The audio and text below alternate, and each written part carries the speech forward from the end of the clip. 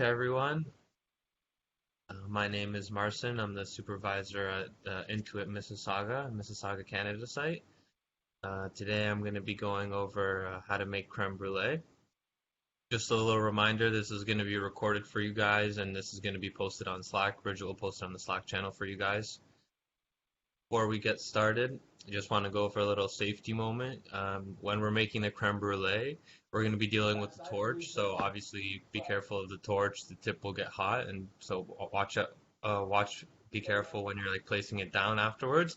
And also, it's very important. I mentioned this in the video as well, but when you're finished torching the top of it, make sure to let the top of the sugar cool down because it'll be very hot, and if you scoop into it right away, there's a good chance you might burn the roof of your mouth, which won't be very pleasant. So maybe if you're very eager and you know you want to dig in right after dinner or something like that, maybe you could torch the creme brulee. You could torch the creme brulee right before dinner, and then it'll cool off during dinner, and it'll be ready for you afterwards. Or you can just do it after. Maybe you don't want to eat dessert. You don't want to eat dessert right after dinner.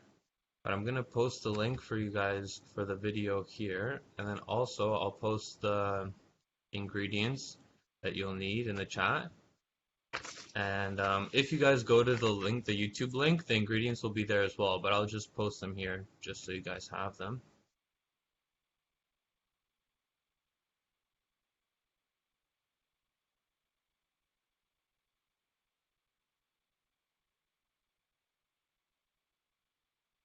Also, I just wanted to suggest if you guys don't have a torch, you guys could probably pick one up really cheap on Amazon or something like that if you want to get into this, but maybe if you want to try without a torch first time, you can put sugar in the bottom of your ramekin before you pour the creme brulee into the ramekin, and then it'll form like a caramel on the bottom. And what you want to do when it's set, you want to take a toothpick and go around the edge of the ramekin, and then you flip it upside down, and then you serve it on the plate like that, and it'll be a nice caramel on top. But the whole appeal of the creme brulee is the shattering of the sugar on the top. So I guess it's up to you whether you want to go whichever route. But again, that's just an alternative if you don't have a torch. So maybe you guys want to do it like that. On that note, I think we're ready for the video. If you guys ever have any questions during the video, just make sure to put them in the chat and then I can answer them afterwards as well.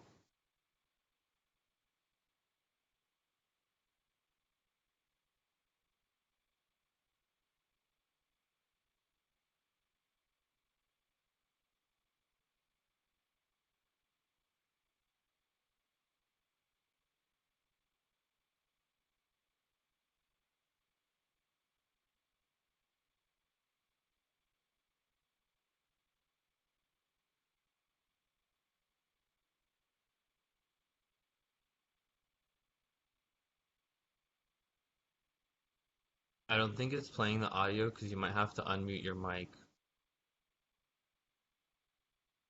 Not sure if that's the case.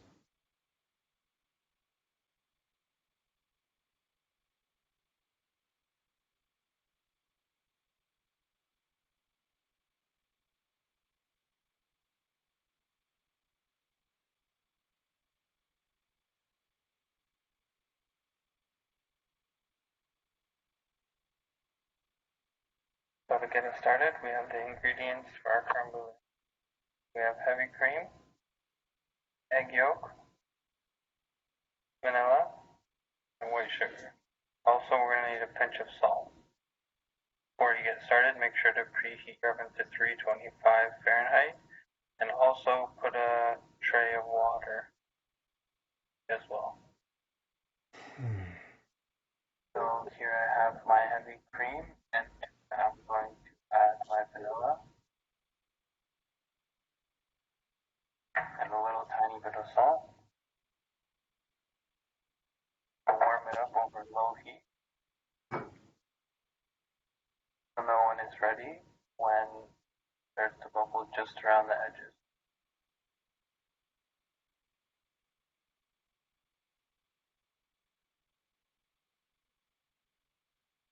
Your cream is warming up. Go ahead and you egg yolk and your mixer as I have here. You can also use a hand mixer if you don't have a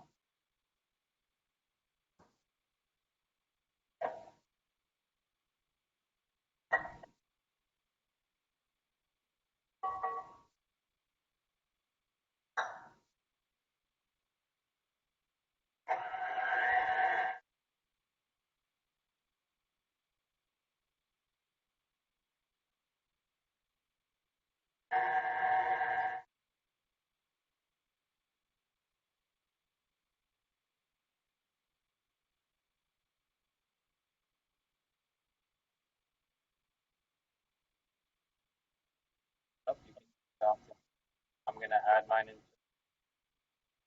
so I can pour it in my egg.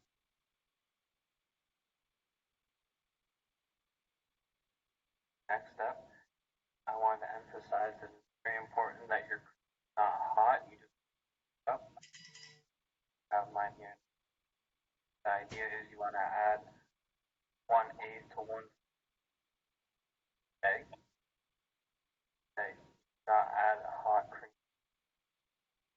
cook egg and you have scrambled egg which not have a nice mouthfeel.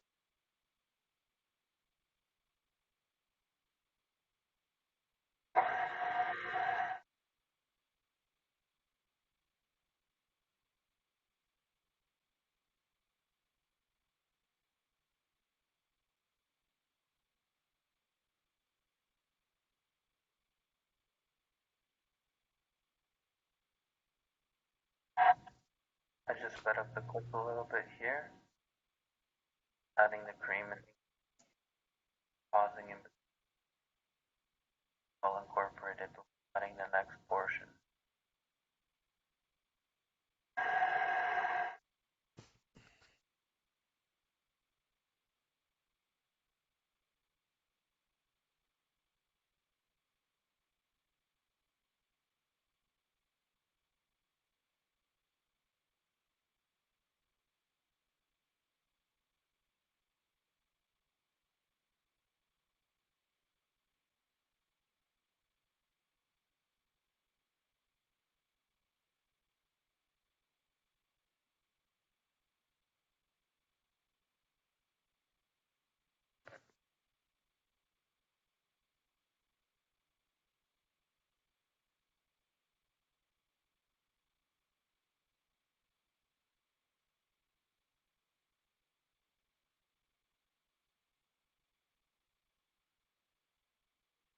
Also down the sides, all well incorporated.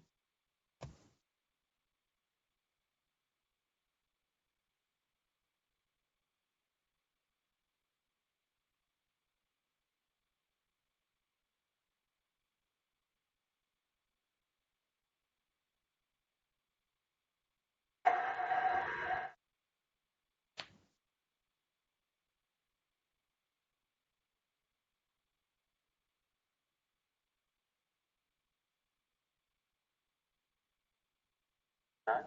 Go ahead and pour into your prepared ramekins.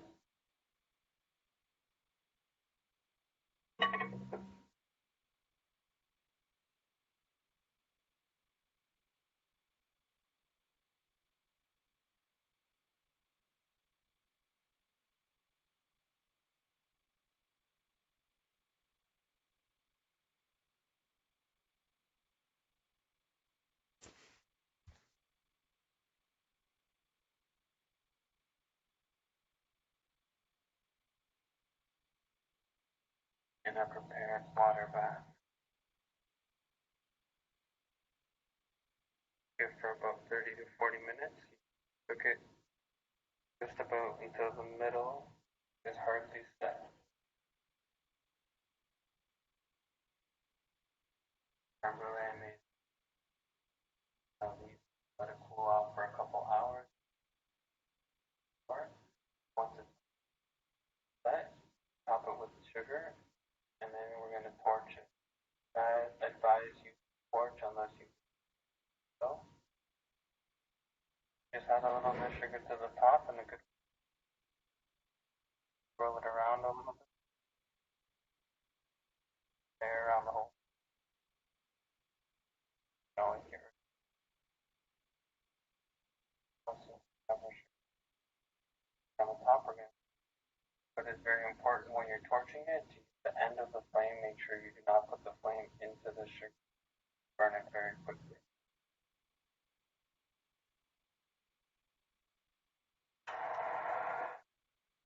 Back and forth as well.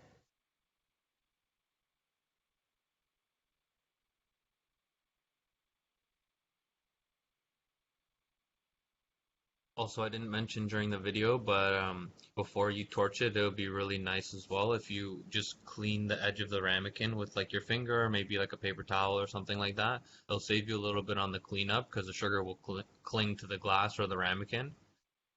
Yeah, it'll just save you a little bit of cleaning. And I don't know if you guys heard, but this was just one I made earlier in the day. That's why I was in the clear bowl because you're supposed to let it chill and set for quite some time before before serving it and before eating it. So I just made this one beforehand just so I can film the clip one after the other.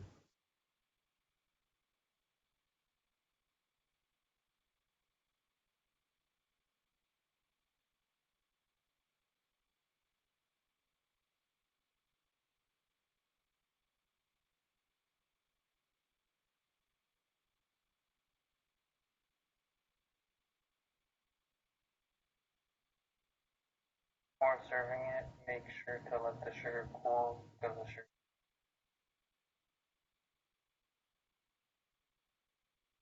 since we're ready. Let's begin.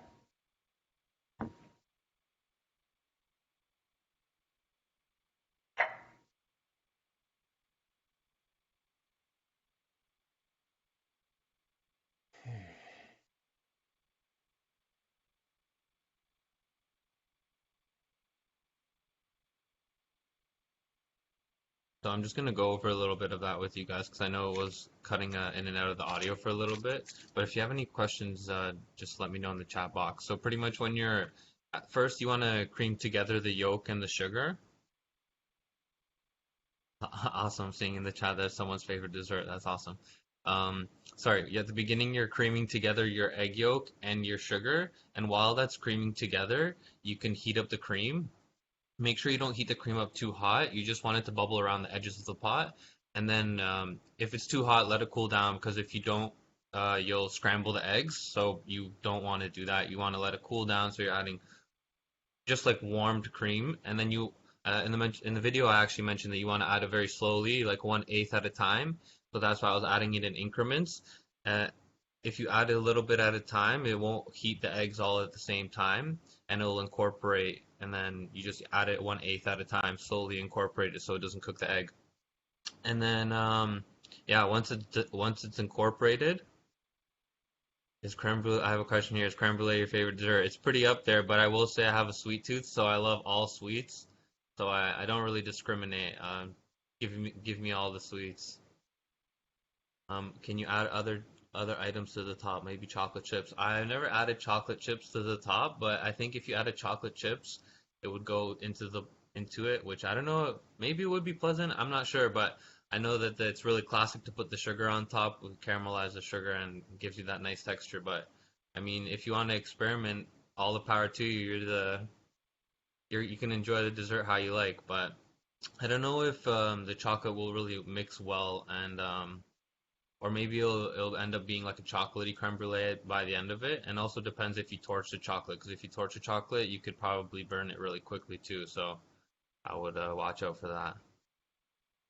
On top, I just added white sugar, and also when you put it on the bottom of the ramekin, you can put either white sugar or brown sugar as well. And some of the sugar, if you put it on the bottom, some of the sugar will like stick to the bottom, so it might be a little bit of a mess to clean that up. So you just have to probably put some hot water in there and let that dissolve as best as you can because some will definitely stick to the bottom and some will cling to the top of the creme brulee as a caramel.